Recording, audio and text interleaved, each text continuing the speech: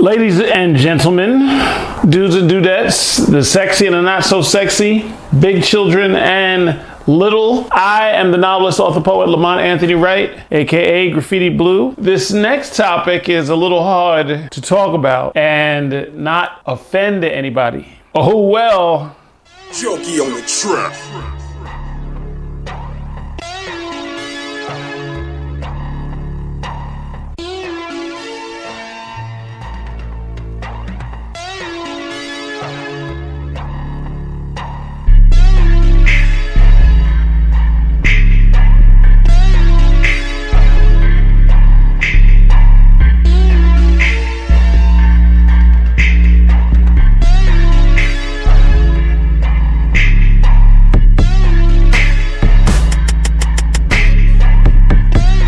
To the Adventures of a Naive Poet podcast. I believe you know who I am at this point. I really wanted to talk about investing in your brand. Investing in your brand. And it's kind of got three parts to it. And this is, I'm primarily speaking to my creatives, if you consider yourself a creative, if you create, if that's what you do, if you rather do nothing else outside of some of the pleasurable things in life, if you rather do nothing else than create, then you're probably a creator. Well, for creatives like myself, I consider myself a creator. I just want to give you three, I'm not going to keep you too long. I just want to give you three gems to take with you. Number one, don't be afraid to invest in yourself. It takes money to make money. So we don't want to try and defy physics here, okay? It takes money to make money. So you're going to have to put something else besides your talent into the pot so that you can manifest the harvest of your labor. You follow what I'm saying? You're going to have to invest in something. That investment may be small. That investment may be not so small. You may invest a couple $100, a couple $1,000. It all depends on whatever it is you want to do. Now, as a little extra caveat to that, I said I'd give you three things, but this is like part of the first thing. Just know that one of the hardest things there is to do is to monetize your talent, whatever your talent it may be. It may be a little difficult to monetize that talent. It's not to say that you're not good enough. It's not to say that there isn't somebody somewhere that's willing to pay handsomely for what it is you're doing, but it is a challenge to connect the dots. How do you provide what it is you do or your art to somebody who really, really needs it, if they don't even know yet that that is what they need? Number two, a little takeaway that I want you guys to know. All of my creators with talent, just beware of the, I don't want to say middlemen, because not all middlemen are bad and middlemen are necessary, but beware of, I guess maybe a better thing to say would be the intentions of the middlemen. You have a lot of people that prey off of your hunger, your talent, your skill. They're everywhere, okay? And they are more than willing to take your money. You know what I mean? You got some scam artists too that will prey on your hunger. They're all over the web, especially on the gram. They will DM you, hit you up on your inbox and be like, hey, you want to promote your whatever it is? Send it to me and I'll help promote it. Send me a check, send me a Venmo, send me a PayPal, send me a Cash App, and I'll help promote it. And lo and behold, they ain't promoting or helping anything. All they are is a dummy page and a logo, and you are out of however much money you spent. All right? So beware. Now, if you are a true creator, just know that there aren't many creators like you. I'm still floating around number two. Just know that there aren't many creators like you. So a lot of people who cannot create make something from nothing. Those who cannot create typically exploit those who can create. Those who don't possess talent, skill, drive, or the gift to create often try to take control of who bakes the pies and the cakes, all inside of your plate with the fork, taking bites of your steak. But wait! And lastly, we get to number 3. Number 3 is a bit on a cultural note. And this is to my brown people, my brothers and sisters, my sisters and brothers. And it could probably, it may apply to other colors in the rainbow, but I'm talking to my shades of cocoa.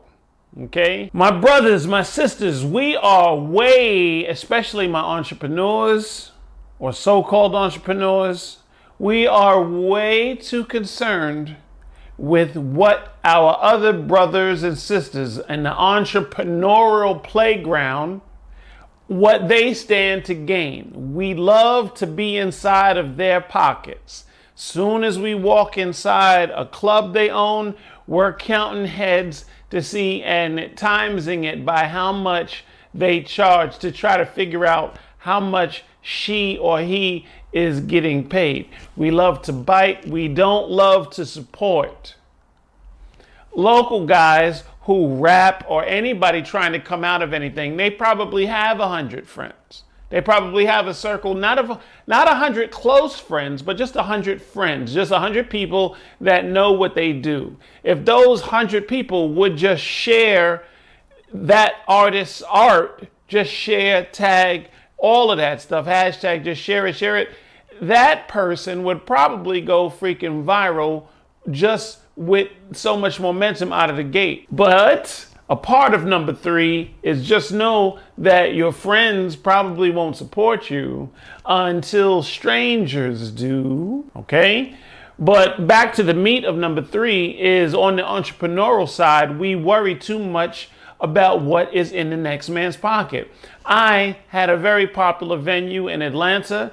I wanted my homie to feature. He was brand new, just on the come up, little gun shy, had a little apprehension about being on the big stage. All of that is fine.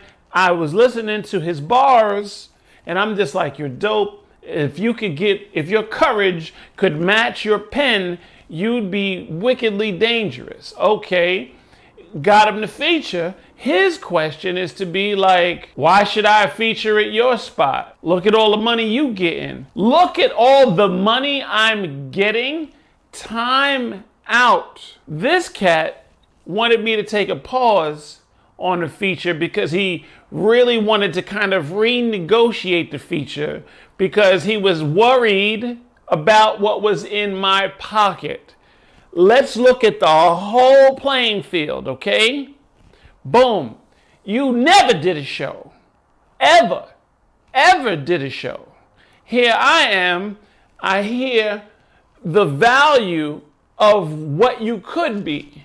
So I'm going to give you a shot. You are not a draw. My place just so happens to be popular. So the place is the draw. The name is the draw. The collective that is always there. Carrie, Byron, Poet, myself, we are the draw. Cat's Cafe in the middle of downtown Atlanta is the draw. You, my guy, and I won't say your name on this, are not the draw. This is your first feature ever. But in his mind, that something about those business transactions between Brown and Brown, I don't know what it is. I don't know if it's self-hate. I don't know why we always got to look for the freaking angles. I don't know. But for some reason, in his head, he was somehow doing me a favor. Okay. How did this story end? He didn't feature. Because I don't got time for all that. I don't got time.